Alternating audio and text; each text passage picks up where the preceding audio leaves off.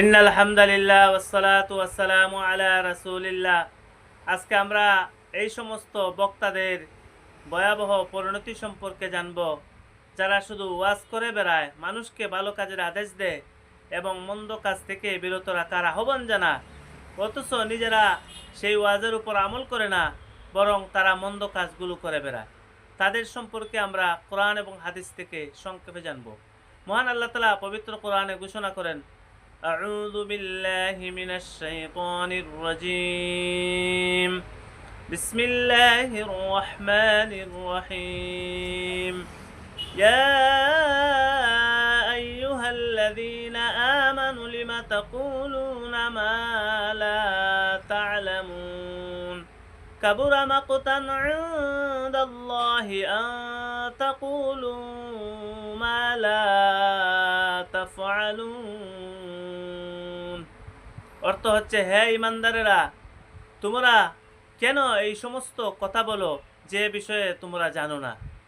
এবং মহান আল্লাহ তাআলার কাছে এটা অত্যন্ত বড় গুনাহ, অত্যন্ত ভয়াবহ ব্যাপার যে তোমরা যা বলো তার উপর তোমরা নিজেরা আমল করো না। অপর এক আয়াতে মহান আল্লাহ তাআলা ঘোষণা করেন, আউযু বিল্লাহি মিনাশ শাইতানির রাজীম আতা'মুরুনান নাসা বিল বিররি ওয়া তানসাউনা আনফুসাকুম ওয়া আনতুম তাতলুনাল কিতাবা আফালা তা'কিলুন। অর্থ, তোমরা কি মানুষকে ভালো কাজের আদেশ করবে এবং নিজেরা সেই ভালো কাজ করার থেকে ভুলে যাবে, অথচ তোমরা আল্লাহর কিতাব পাঠ করতেছো, তোমরা কবে তা বুঝবে।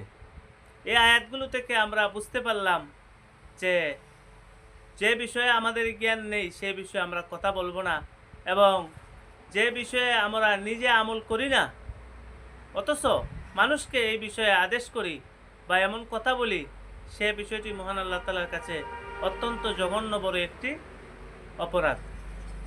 তারপর মহান আল্লাহ তাআলা আরেক অপর আয়াতে বলেন যে তোমরা কি শুধু মানুষকেই ভালো কাজের আদেশ করবে, অথচ নিজেরা নিজেদেরকে ভুলে যাবে, নিজেরা ভালো কাজ করবে না, অথচ তোমরা আল্লাহর কিতাব পড়ো, তোমরা কখন তা বুঝবে। এই আয়াতগুলো থেকে আমরা বুঝতে পারলাম, ভালো কাজের আদেশ আমরা দিব, সাথে সাথে নিজেরা আমল করব, মন্দ কাজ থেকে মানুষকে বিরত রাখার আদেশ করব, সাথে সাথে নিজেরাও এই মন্দ কাজ থেকে বিরত থাকব।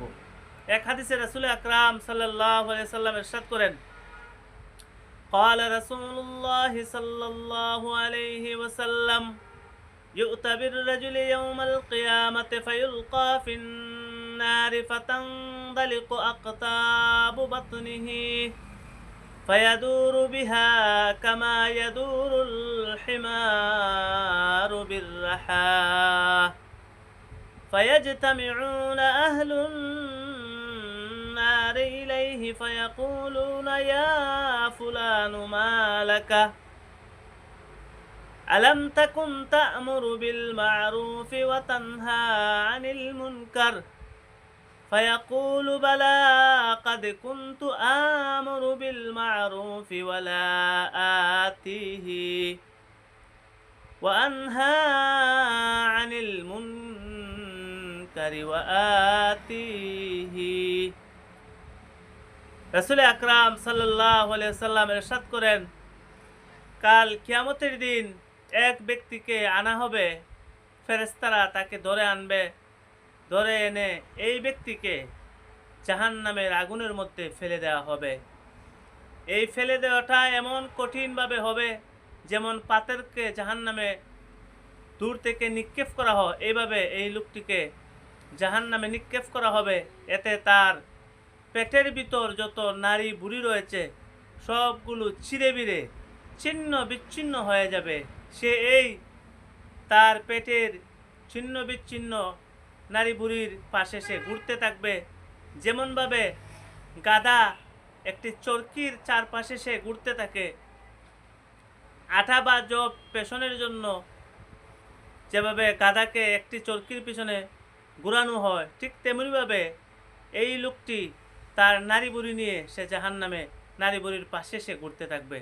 তখন জাহান্নামের সকল মানুষ তার দিকে একত্রিত হবে, হয়ে তারা বলবে, ও অমুক অমুক ব্যক্তি, তুমি কি দুনিয়াতে থাকতে মানুষকে ভালো কাজের আদেশ করতে না এবং মন্দ কাজ থেকে মানুষকে বাধা দিতে না?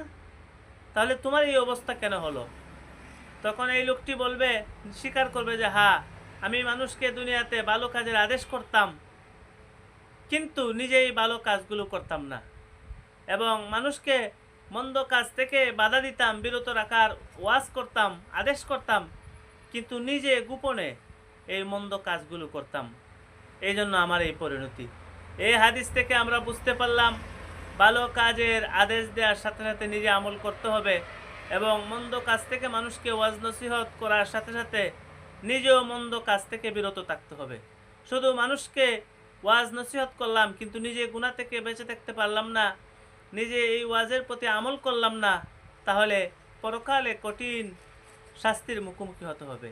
আল্লাহ তাআলা আমাদের সবাইকে আমরা যা বলি সেগুলোর উপর আমল করার তৌফিক দান করুন, এবং কাল কিয়ামতের এই কঠিন বিভীষিকাময় পরিস্থিতি থেকে আল্লাহ তাআলা আমাদের সবাইকে হেফাজত করুন। আমিন।